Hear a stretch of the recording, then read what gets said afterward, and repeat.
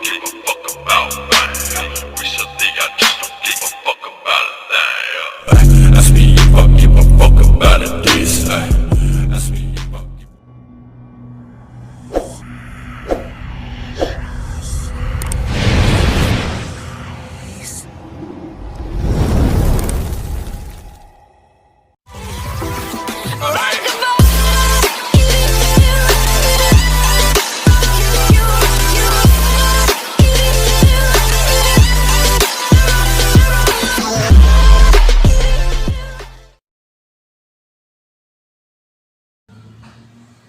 Assalamualaikum warahmatullahi wabarakatuh.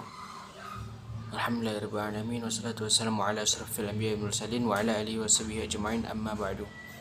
Yang saya hormati Ustadz Al-Mufaddal Az-Zahri, dan yang saya muliakan teman-teman insyaallah dimuliakan oleh Allah Subhanahu wa taala.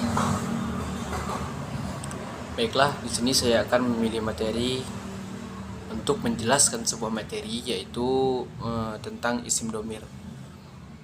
Isim domir adalah tiap isim yang dibuat untuk mewakili mutakallim, pembicara, orang yang pertama atau orang yang mau mengajak untuk berbicara, dan mukhatab, orang yang diajak bicara atau orang kedua atau lawan berbicara, dan ghaib, yaitu orang yang tidak ada tapi kita berbicara tapi orangnya tidak ada. Ghaib, yang tidak ada di tempat atau yang disebut dengan orang ketiga. Contoh mutakallim. Mutakallim itu orang yang ngajak berbicara, ana, seperti ana, saya, dan nahnu, kami. Mukhatab adalah orang yang kedua. Orang yang kedua itu adalah lawan berbicara.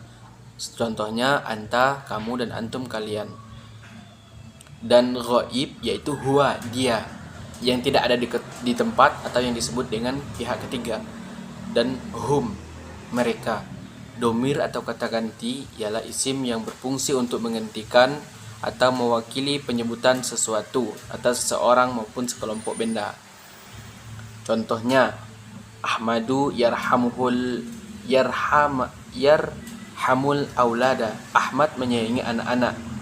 Dan contoh yang kedua, huwa yarhamuhum, dia menyayangi mereka. Pada contoh di atas, kata Ahmad diganti dengan kata huwa, dia, sedangkan aulada, anak-anak, diganti dengan hum, mereka. Kata huwa dan hum dinamakan domir atau kata ganti. Menurut fungsinya ada dua golongan domir, yaitu domir rafa,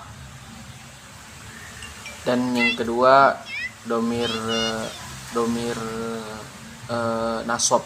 Domir rafa yaitu sebagai subjek, sedangkan domir nasab adalah sebagai objek. Domir rafa dapat berdiri sendiri sebagai satu kata, sedangkan domir nasab tidak dapat berdiri sendiri atau harus terikat dengan kata lain dalam kalimat huwa yarhamuhum, dia menyayangi mereka. Kata huwa, dia adalah domir rafa, sedangkan kata hum, mereka, adalah domir nasab. Dan adapun yang kedua yaitu pembagian isim domir. Isim domir secara sederhana terbagi menjadi dua, yaitu al-bariz dan mustatir. Dan adapun yang pertama yaitu al-bariz, yaitu domir yang mempunyai bentuk dan tampak dalam lafaz, seperti huruf ta pada kerja kumtu, aku telah berdiri. Al-bariz dari segi bersambung dan tidaknya terbagi menjadi dua, yaitu al-muttasil, yaitu domir yang bersambung dengan lafaz sebelumnya. Lebih jelas kita katakan bahwa domir jenis ini tidak mungkin digunakan untuk mengawali ucapan. Contohnya huruf ya pada kata ibni, anakku, dan huruf kaf pada kata akramak, ia memuliakanmu. Domir-domir seperti ini tidak mungkin ada di awal kalimat.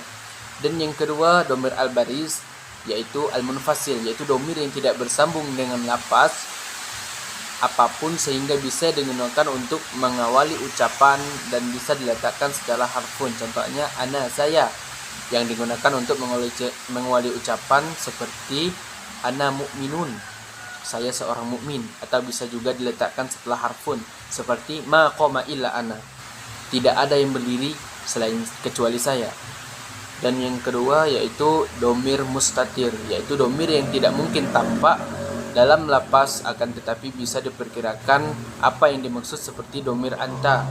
Kamu dalam kata kum, berdirilah, meskipun tidak tampak dalam lapas namun bisa diperkirakan bahwa domir yang dimaksud adalah anta karena kata perintah pasti ditunjuk pada orang kedua. Al-mustatir terbagi menjadi dua. Yang pertama al-mustatir yang wajib, yaitu yang tidak mungkin digantikan oleh isim zohir, isim biasa yang bukan domir ataupun domir munfasil. Yang kedua isim al-mustatir yang boleh, yaitu yang bisa digantikan oleh isim zohir, isim biasa yang bukan domir ataupun domir munfasil.